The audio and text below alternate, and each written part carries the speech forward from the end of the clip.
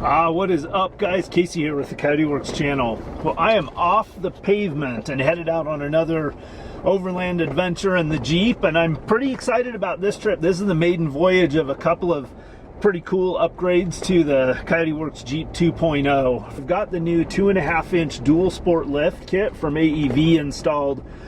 Josh up at Lolo Overland installed it just about a week and a half ago, so I've got about 40 or 50 off-road miles on it, but this is the first actual trip, and so far, man, I am really liking this lift.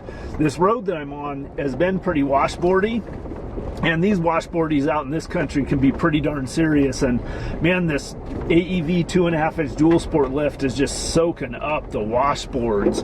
The other new piece of gear that I'm pretty excited to check out is I just swapped out. I was running the 49 Odyssey series hardshell tent from Free Spirit Recreation. Just swapped it out last week for the 55-inch series.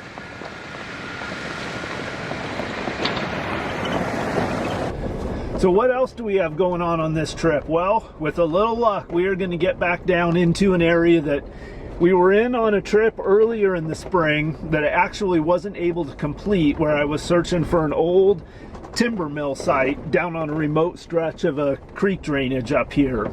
So that trip, we ran into some bad weather. The conditions were really muddy down there, and it just wasn't happening for us. We just weren't able to get down into the bottom where I needed to get with any degree of certainty that we would have been able to get back out. So this trip is retribution for that. Hopefully we are going to get down there and we're going to get to explore that old mill site down there that I've been wanting to get to, well, actually for quite a few years now. So I'm just hoping there's still going to be some good stuff left at it. Outside of that, we are also going to do some camp cooking, some exploring, just really neat country with just miles and miles of areas to explore up here.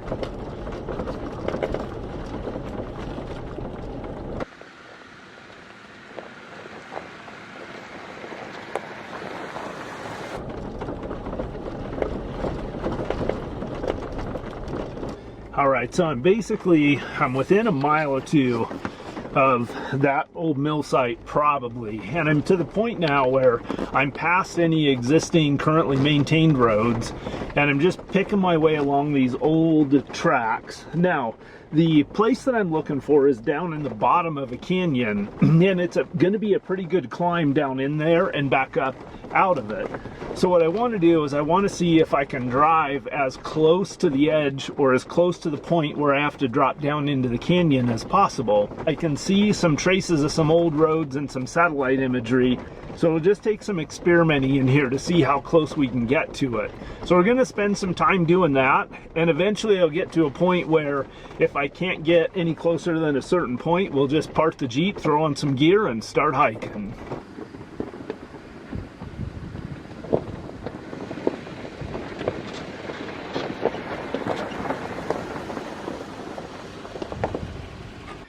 Alright, so what I'm doing is I'm looking at the satellite imagery here of this area, which I downloaded before I got out here because there's no phone reception out here.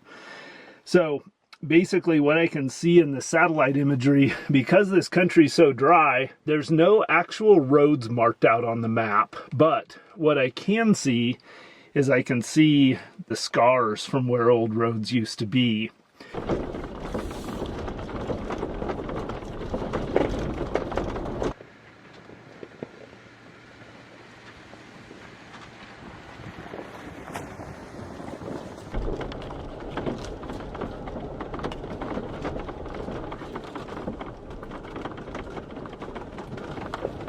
Alright, I've hit a spot where I'm going to have to scout by hand now, but here's the deal. I'm getting closer to the river, so the freaking mosquitoes are insane. So, I'm going to put a little 100% DEET on me, because it's really the only thing that the mosquitoes respect. And here's the thing, when the mosquitoes are like this, like you leave one little bit of skin exposed, and they will get it. Okay, so that takes care of the mosquitoes. But the other thing is the ticks will be bad. So, permethrin for the ticks. DEET for the mosquitoes, permethrin for the ticks. And I usually use this Sawyer permethrin It's the odorless permethrin from Sawyer. And one thing I like to do with a permethrin is treat any place where I have 2 layers of clothing coming together. Alright guys, this is where we are just picking our way across. Absolutely nothing, no trail. Just see kind of an opening through the timber here that I'm hoping I can kind of sneak through, because then I can see a track on the other side of it. Alright, I got myself wedged down in here in a little bit of a tight spot, but I got myself jockeyed most of the way around, and I think this is about the closest point I'm going to get, so I probably still have roughly 800, 900 feet in elevation drop, so we'll let's drop down in here and see if we can find this mill. If you want the rewards, you got to be willing to work for them. So I got water, all my basic survival supplies, gloves, insect repellent, just some basics.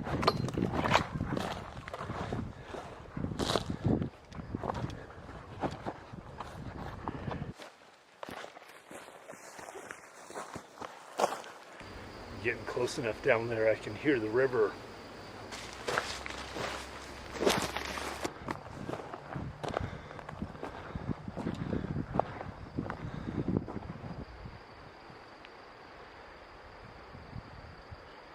Alright, hopefully you can see through the camera, but right down there behind me is the site of that old sawmill. So I just got to drop down a couple hundred more feet.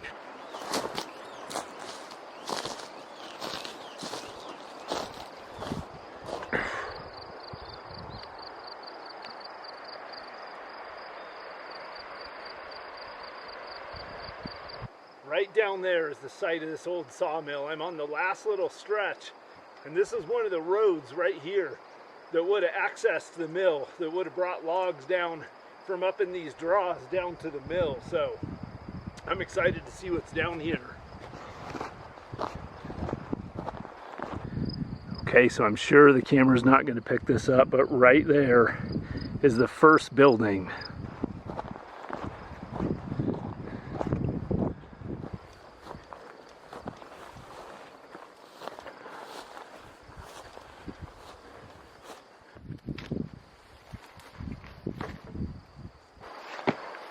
Wow, guys, this is there's another building there. It's almost completely overgrown. I didn't even see it. So you got one behind me. I mean, this one's got a freaking cottonwood tree grown up out of the edge of it, and it's mostly collapsed.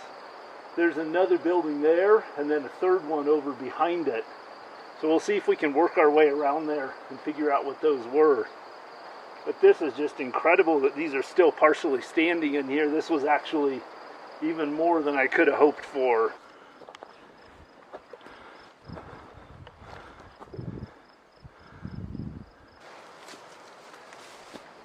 So there's actually 1, 2, 3, 4 little buildings here.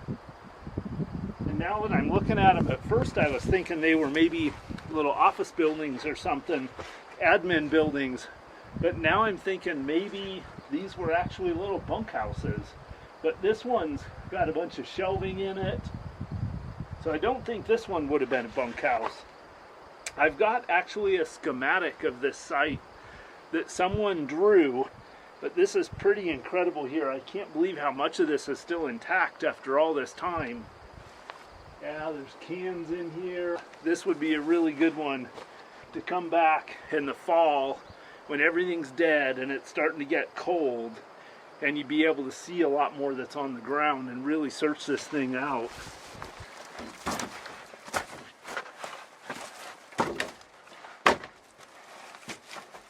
So you want to be careful kicking around these old buildings. There's a lot of hazards in them. They're a good place for rattlesnakes to be hiding.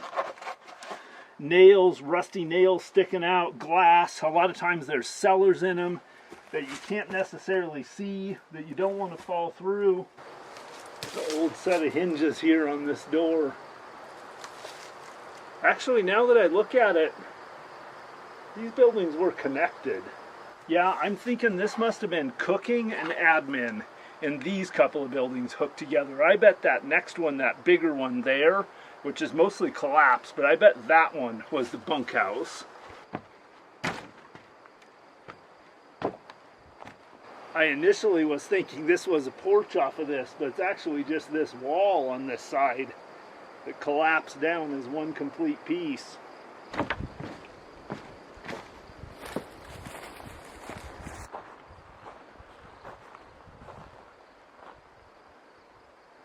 Another collapsed structure of some kind here. Not sure what this was. Fairly small little building, maybe just a tool shed or something.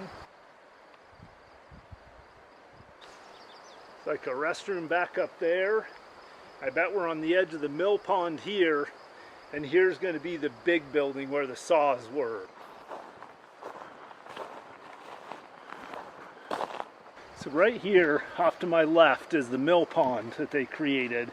And then right behind me, the camera probably can't see it from here, but I'll get a shot of it, is the flume that they pulled the logs off of the mill pond, ran them up this chute onto the deck where the actual milling machine was, where the saw was.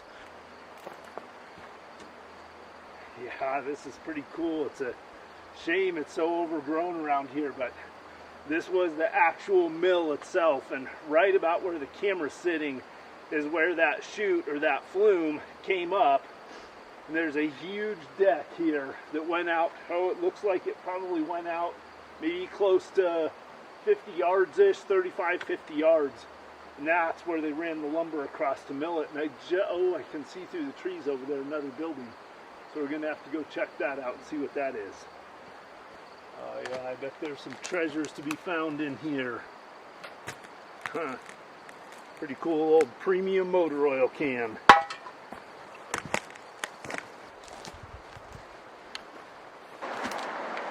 Alright, continuing to explore around, and now I'm about 30 yards or so from the big main building, and this, I'm guessing, was an admin shack. Because look at all these shelves in here, and it's pretty interesting how they're all cut out here. They're probably all cut out by hand, and those slots were all for like time cards or papers or tally sheets or things like that.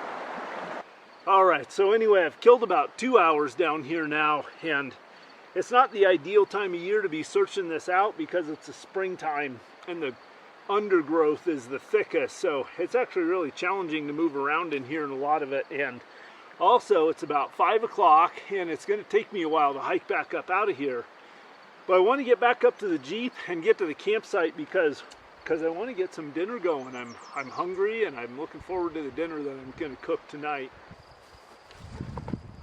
Some pieces of the old stove I gathered up here. So it must be kind of close to where the cook shack was, because this stove had an oven and burners on it. I think you guys can see the road cut behind me of that old road that came down from that side of the river down to the mill. So that's the way we got to go back up. So it's going to be a bit of a hike, so let's get on it.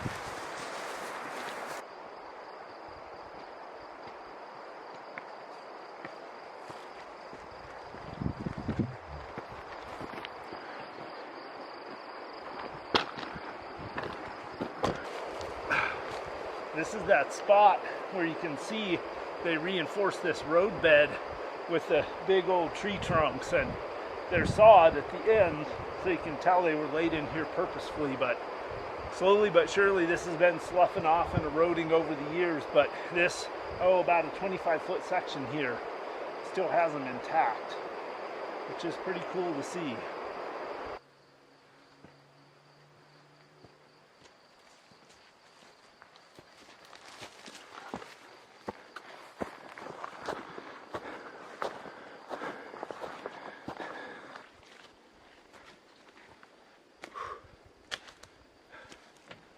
All right, it's a bit of a hike up out of there.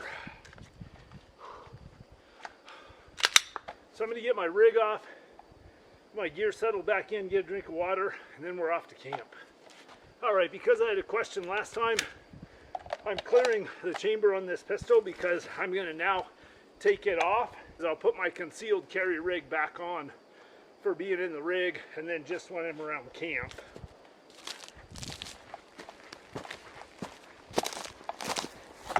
All right, now we got to climb back out of here. Shouldn't be too bad. It's got a few pretty good sized rocks, but especially with that new lift kit in here, I just don't think I've got anything to worry about.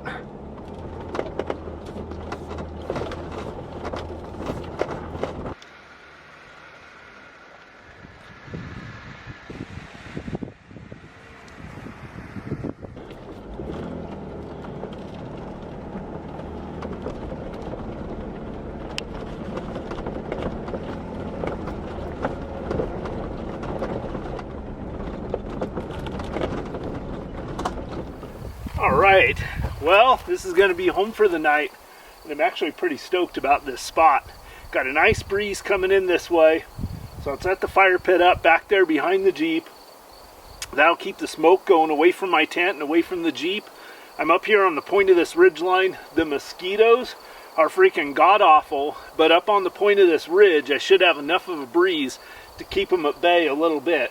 Between the breeze and the smoke that I generate from my fire, I should be able to keep them under control and have the night be survivable. So let's get camp set up. Alright, so I got a pretty solid fire reflective wall set up. Now I'm going to start gathering some firewood. I think I'm going to get the chainsaw out. I got a lot of this mountain mahogany around here, so I'm going to get the saw out and cut some of it up. As always, I'm going to cut wood this quite a ways away from my camp, just so I'm keeping the signature of my camp down. I got some nice standing dead mountain mahogany here, so I'm going to start cutting this up into some firewood lengths.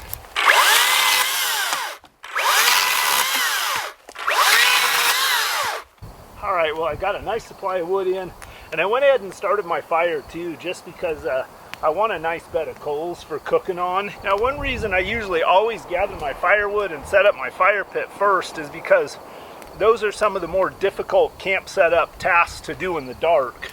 As far as standing up my rooftop tent, setting up my table, my ready light, all the rest of my camp, I can really do that after dark. Now, tonight I'm not going to run out of daylight, but that's just kind of my standard SOP. Is usually I roll into camp, I take care of the things first that are the most difficult to do after dark. And you guys know oftentimes I'm just getting into camp right around dark, so that's just my procedure that I always follow. So I think next, let's go ahead and set up this rooftop tent. So I'm just gonna undo these 4 buckles.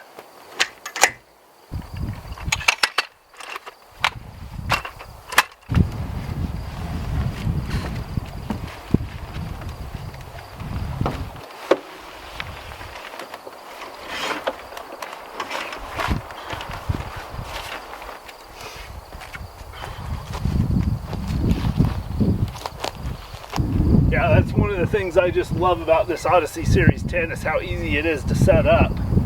So I'm going to throw some bedding up in there, and then my bed will be all ready.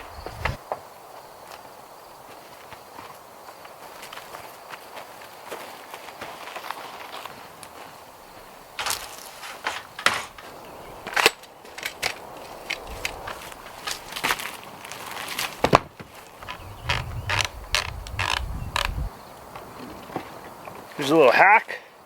Lay your Rotopax can on its side, and all you have to do is turn the spout till the amount of water is coming out that you want.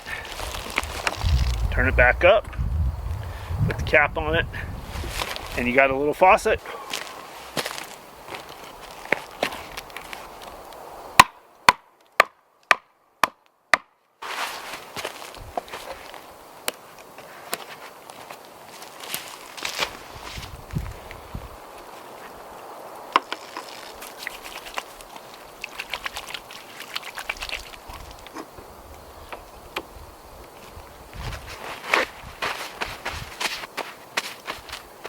Wow, this is just a beautiful view out here. Got my camp pretty much set up, and I'm just going to take a couple of minutes and soak in a little bit of the setting sun before I start cooking my dinner.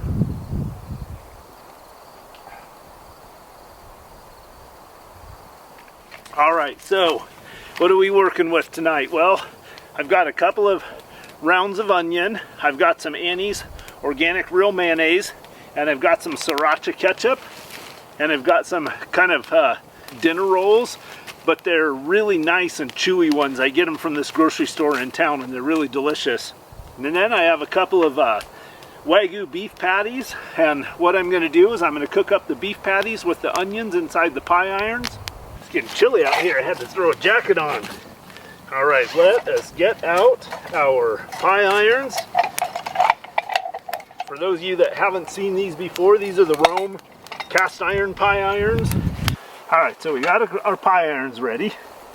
So we're going to do a couple of rings of onion. Flip that guy over.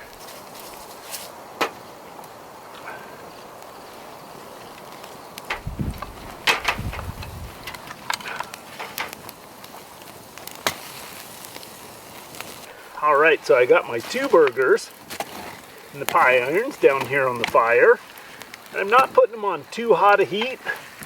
Probably want to cook them about 3-4 minutes aside, and then I'll check them. For our buns, we're going to keep it simple. We'll go on one side with a little sriracha ketchup. Nice amount of that. On the other side, we'll do some mayonnaise. Decent amount of that. Use our Benchmade AFO. Shout out to my buddy Austin that works at Benchmade. I haven't talked to him in a long time. But man, Austin, it's probably about time you get back out here for another trip, I'm thinking. Yeah, so this is the Coyote Works etched Benchmade AFO. This is my favorite folding knife of all time. This is my second one that I've had. My first one I ran for years, and then I ended up losing it. It's really well suited to spreading this sriracha ketchup and mayonnaise. All right, once we do that, load it up with a little bit of our fresh spinach leaves. I really like spinach leaves on a burger instead of lettuce. It gives it a little bit different kind of a flavor. Fresh spinach leaves anyway gives it a little bit different kind of a flavor, and then I always feel like that's about as healthy as you can make a burger, is if you just add some spinach to it. I think that takes all the fat and cholesterol out of it.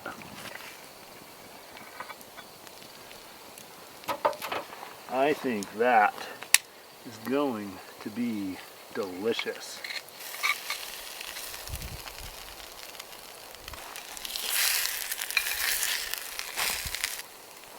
Those onions are nice and caramelized.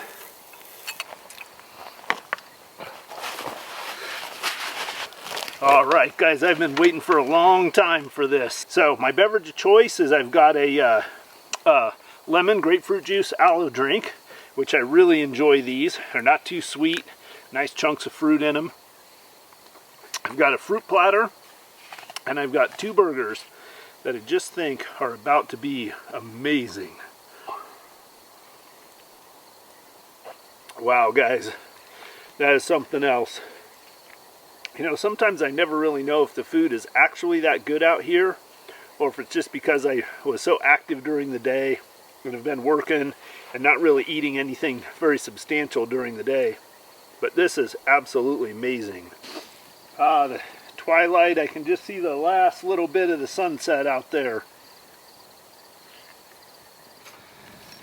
So I just did my dishes, and I'm getting ready to clean up a little bit. I wanted to show you guys this cool new piece of gear I got last time I was up at Coyote Overland. I got this cool little clip light that clips onto the hat.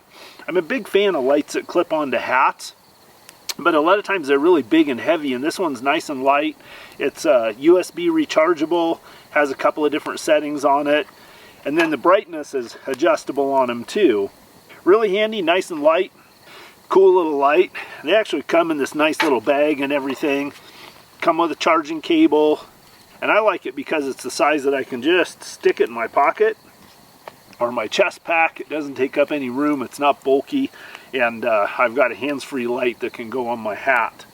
So I don't know if Josh has them up on his website or not, but you can check out Coyote Overland. Shoot Josh a message if they aren't up there, and I'm sure he can get you one. Like always in the desert country, it starts cooling off pretty good this time of the evening, and all my chores are done. I got cleaned up, took care of my personal hygiene. So I think I'm just going to enjoy the fire here for a minute or two. I'm really excited that I was able to get down to that old mill site down there. I spent a good couple of hours down there looking around, but I could easily come back and spend a whole day down there.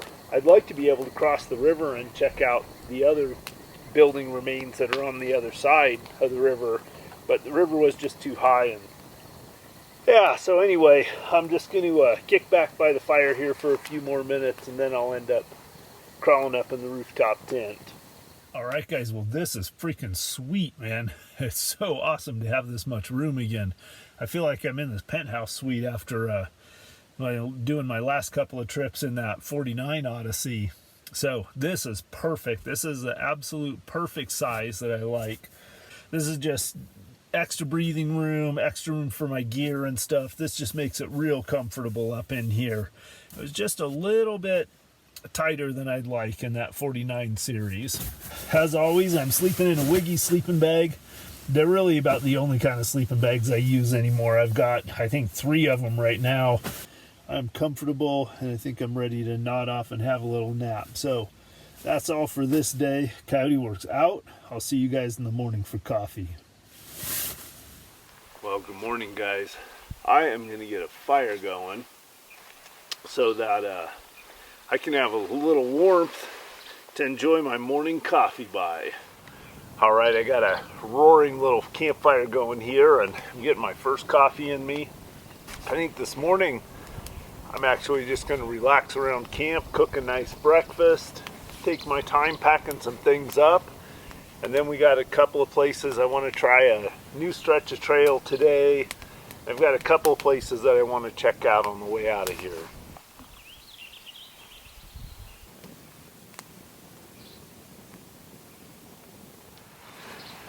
So I did want to show you guys this. This is another kind of cool little piece of gear that I got from Jeep Overland. This is the front runner, kind of kitchen cutlery and silverware setup, and it's set up like a tool roll.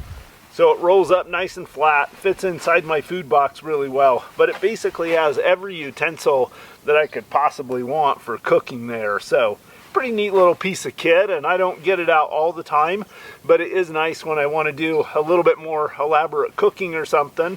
And it gives me like spatulas and serving spoons and all of the little cutlery that you would need to make a pretty decent little meal. All right, so I am going to make a pretty simple but delicious little breakfast skillet this morning. So what I'm going to do is I'm going to get my bacon in the pan and get it frying up here, and that'll actually take a little while for the bacon to crisp up, and then I'll get my other ingredients ready. But man, I'm starving this morning.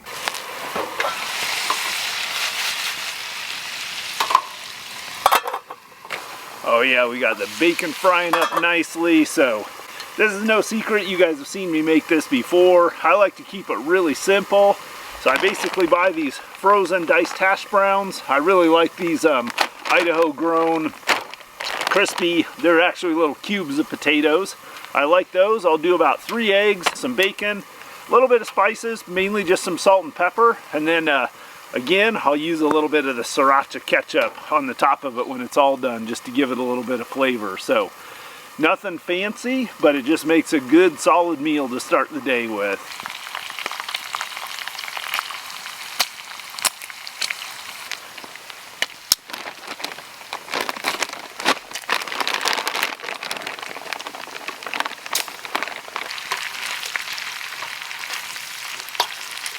So I just put the potatoes in. We want to let those potatoes cook up a little bit, and at this point I'm going to add some spices, a little bit of pink Himalayan sea salt. Don't need a lot. The bacon's got some salt in it and some flavor, so a little bit of garlic powder. And last but not least, a decent amount of black pepper. As usual, I'm definitely making enough for 2 people, if not 3, so I wish one of you guys was out here with me. I'm going to have to give the rest of this breakfast to my Coyote brothers, whatever I can't finish. Alright, we are done. Do a simple, stick to a ribs breakfast.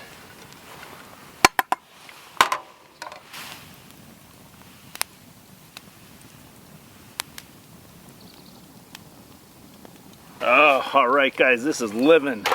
Got a nice cup of coffee, some water, plate of breakfast. Pretty tasty, that'll work. Yeah, when I have the time, one of my favorite things to do out here is cook a decent meal and sit down and get a chance to enjoy it. Sometimes I prioritize exploring or kind of goals and objectives that I have for the trip over the camp life and the relaxing in camp. But on trips like this where I have a lot of extra time and I can sit around camp, boy, I sure enjoy it. It's really nice just sitting here. I've got pretty good view all around me and hear the birds starting to come alive and everything this morning. Really enjoyable experience.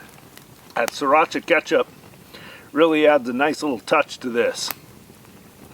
A little bit of a bite. All right guys, you're gonna have to give me a little bit so I can sit here and enjoy my breakfast. All right, got my Ready Light charging. This has a solar panel in it which charges up the battery in it, which allows me to then use the battery to charge phones, camera batteries, whatever, but also it charges up the light. Guys, there's a brand new spotted fawn right over underneath that tree, and it's about 20 yards away from me.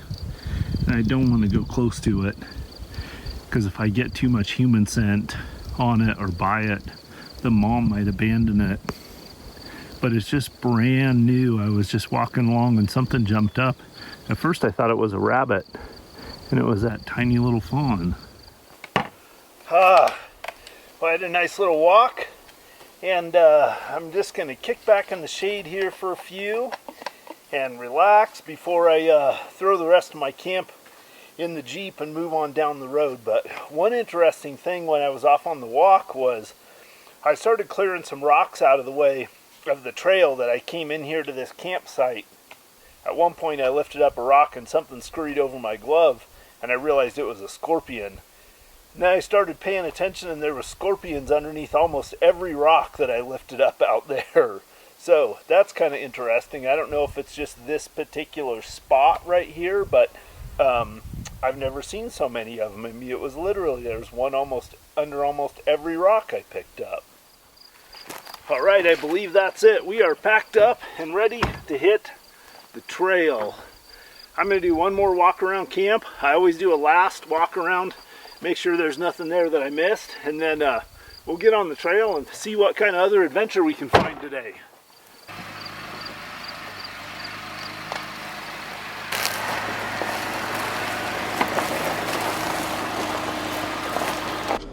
All right, we are out of here and on the trail, and I picked a few rocks out of my way here, so it should be pretty smooth sailing.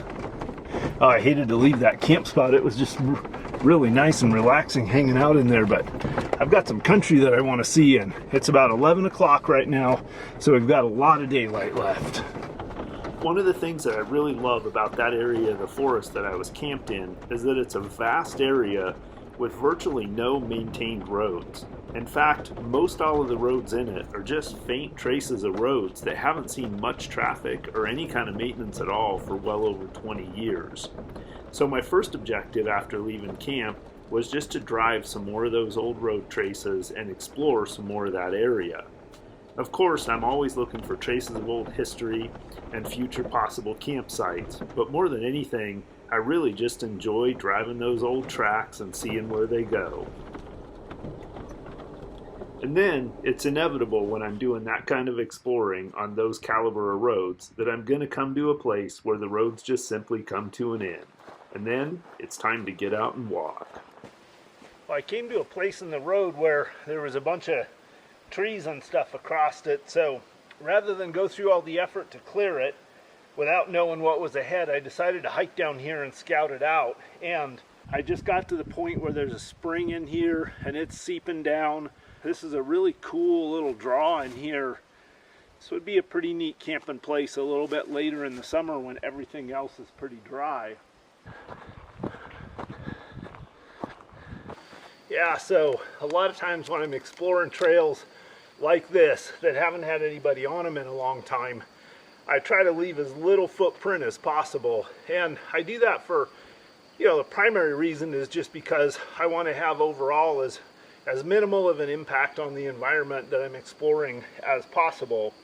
But a lot of times when it comes to trails like this that I'm exploring that are getting me into areas that I want to spend some more time exploring, I want to leave as little of a footprint as possible because I don't want other people to follow my tracks and go into that area. I want to keep them as little known and as off the beaten path as possible. Sometimes I'll even clear like trees and things out of the trail and then put them back when I'm on my way out. The other aspect of that is I think that's always part of the adventure for me, is clearing the trail and finding the route. So I don't want to rob the next person of that opportunity and that pleasure either.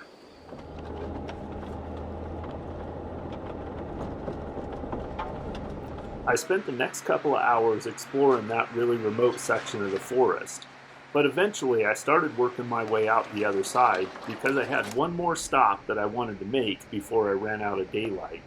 It's a historic site not too far off the beaten path that I just like to stop by and check on every time I'm in the area. Only this time I'm really glad I did because I ended up with a couple of pretty cool little bonuses out of the stop.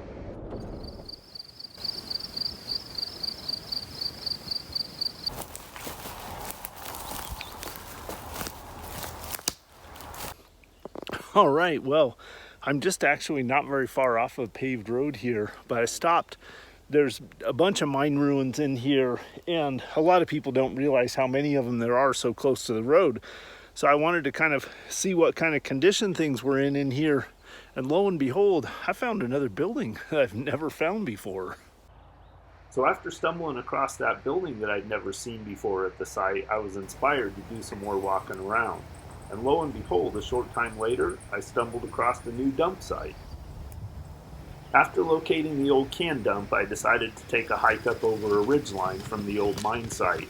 And just as I crested the ridgeline and looked down, I saw a herd of the Ochiko Mustangs heading into a waterhole for their evening drink. So I finished up the trip, sitting on that ridgeline, drinking a little bit of water, enjoying a snack, and watching those Mustangs. I hope you all enjoyed joining me for the trip. I know, as always, I sure enjoyed having you along. I look forward to your comments, your questions, and above all, I'll look forward to seeing y'all on the next adventure. Until then, Coyote Works, out.